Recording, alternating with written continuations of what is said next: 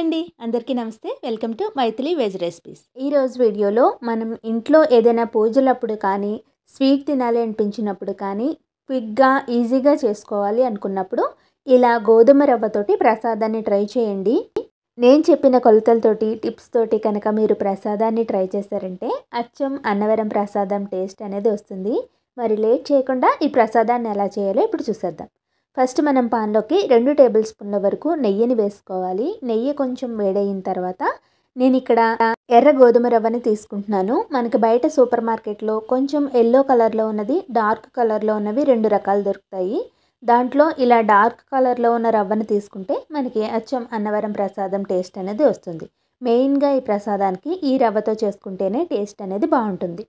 ఇక్కడ నేను ఒక గ్లాస్ రవ్వను తీసుకున్నాను. నెయ్యి కరిగిన తర్వాత ఈ రవ్వని లో ఫ్లేమ్లో పెట్టుకుని ఒక 5 నిమిషాల పాటు వేయించుకోవాలి.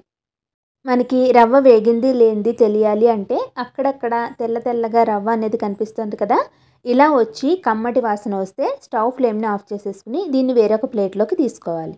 తర్వాత అదే పాన్లోకి 3.5 కప్పుల వరకు వాటర్ని తీసుకోవాలి. నెక్స్ట్ మనం 1 టీ స్పూన్ నెయ్యిని వేసుకుని వాటర్ మరిగేటప్పుడు మనం వేయించుకున్న రవ్వని వేసుకుని ఉడికించుకోవాలి.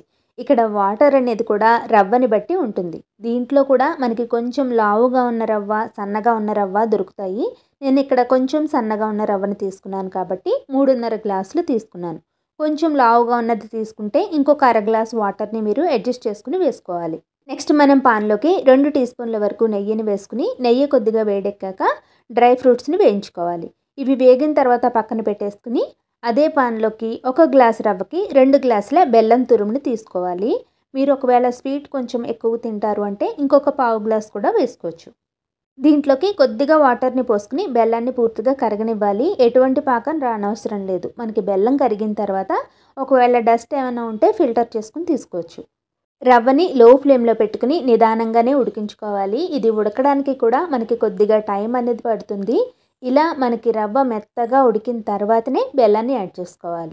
ఉడకకుండా బెల్లాన్ని వేస్తే కనుక రవ్వ మనకి అక్కడక్కడ పలుకు పలుకుగా ఉండిపోతుంది. బెల్లం వాటర్ వేసేటప్పుడు కూడా మనకి రవ్వలో ఎక్కడా కూడా తడి అనేది లేకుండా రవ్వ పూర్తిగా మెత్తగా ఉడికేలాగా ఉడికించుకుంటేనే పాకం అనేది కరెక్ట్గా వస్తుంది. బెల్లం వాటర్ వేసుకున్న తర్వాత పైన 1 టీ స్పూన్ నెయ్యిని వేసుకుని మూత పెట్టి ఒక 10 నిమిషాలు లో ఫ్లేమ్లోనే ఉడికించుకోవాలి. ఒక 10 మినిట్స్ తర్వాత మూత తీసి అంతా బాగా మిక్స్ చేసుకుని పాకాన్ని చెక్ చేసుకుంటే పాకం మనకి వేళ్ళకి అంటుకుంటూ లైట్గా తీగ అనేది ఫామ్ అయితే కనుక కరెక్ట్గా పాకం వచ్చినట్టు. తర్వాత 1 టీ స్పూన్ యాలకుల పౌడర్ని, కొద్దిగా పచ్చికర్పూరాన్ని, 1 టీ స్పూన్ నెయ్యిని వేసుకోవాలి. ఇలా పచ్చికర్పూరం వేయడం వల్ల మనకి టెంపుల్ స్టైల్ టేస్ట్ అనేది వస్తుంది. ఇవన్నీ వేసిన తర్వాత ఒకసారి అంతా బాగా కలుపుకున్నాక మనకి ప్రసాదం ఈ కన్సిస్టెన్సీలో ఉండగానే స్టవ్ ఫ్లేమ్ని ఆఫ్ చేసేసుకోవాలి.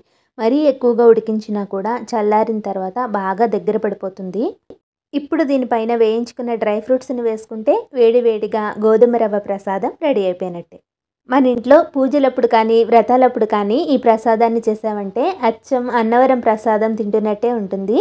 మీరు కూడా మీ ఇంట్లో ఈ ప్రసాదాన్ని నేను చెప్పిన ప్రాసెస్లో ఒకసారి ట్రై చేసి చూడండి. మీరు ట్రై చేశాక మీ ఫీడ్బ్యాక్ని నాతో షేర్ చేసుకోవడం మర్చిపోకండి. ఈ వీడియో నచ్చితే లైక్ చేసి మీ ఫ్రెండ్స్తో షేర్ చేయండి.